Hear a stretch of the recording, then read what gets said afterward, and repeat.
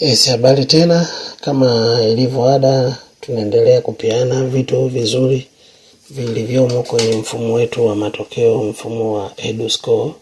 Na hapa nataka niwaletee namna ya kutengeneza living certificate, namna kutengeneza cheti hichi kwa ajili ya kuwakabidhi wanafunzi wetu kipindi hichi cha mwisho wa mwaka tunapoelekea kwenye mahafali mbalimbali.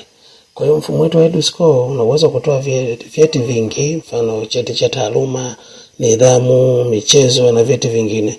Ila kwa sasa hivi nataka niwaonyeshe namna ya kutengeneza hii living certificate. Unakwenda hapa kwenye menu yetu kama unavyoona hapa living certificate. Baada ya hapo inakuja hii sehemu ya kufanya setup ya hiyo living. Hapa unachagua darasa, mfano darasa la 7, lakini hapa unachagua wanafunzi wote.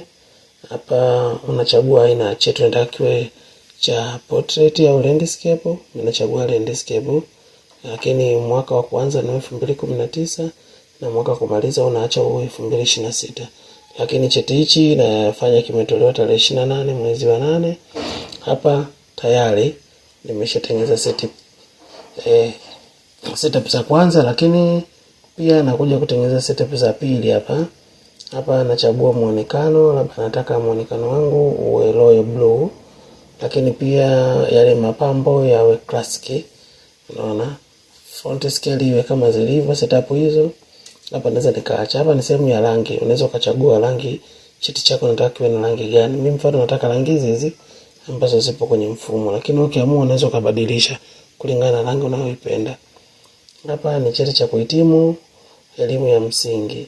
Ukiamua unataka utumie neno la Kiswahili au la Kiingereza. Mimi nataka la Kiswahili, ila Kiingereza nalitoa.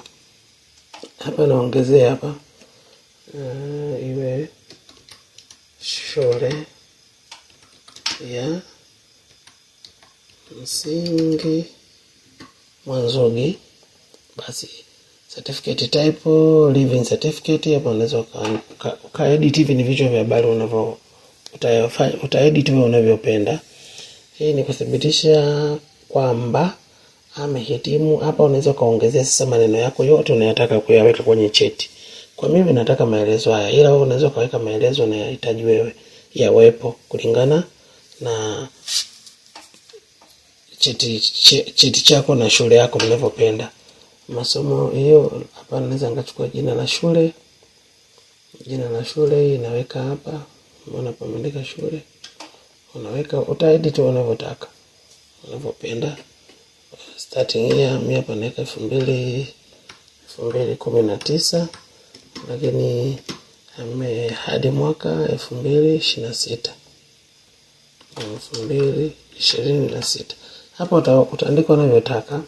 Unaona? Hapa kwa Kiingereza pia kwenye futa kule chini utaangalia wewe mwenyewe unavyotaka.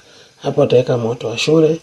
Umeona hapa lebo ni mkuu wa shule na jina lake ili hapa, na hapa ni mtaaluma, naweza nikaandika jina la mtaaluma ili hapa, lakini unataka kiwe na QR code ile kwa ajili ya kuskani, unaiweka hapa, unaiacha kiwe na border, signature, sehemu ya kusaini. Wewe utaona unachotaka. Nataka logo itoke sehemu pa kuweka logo, unaweza kupandisha logo hapa. Kwa kama una logo yako utabonyeza hapa, itakuomba huku uchukue. Kama mimi nachukua hii logo hii na ipachika hapa, tayari nimeiweka hapo.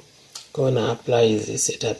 Kwa niki apply tayari cheti changu hichi hapa kimeshatoka kama unavyoona QR code hii hapa. Hapa sehemu ya kusaini mtaaluma, hapa sehemu ya kusaini mkuu wa shule.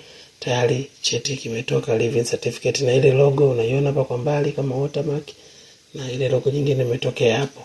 Kiukweli cheti ni kizuri. Tayari hapo ni kwa ajili ya kuprint na kwenda kuwakabidhi watoto siku ya mahafali. Kwa maneno yale ni kama unavyoyaona hapa.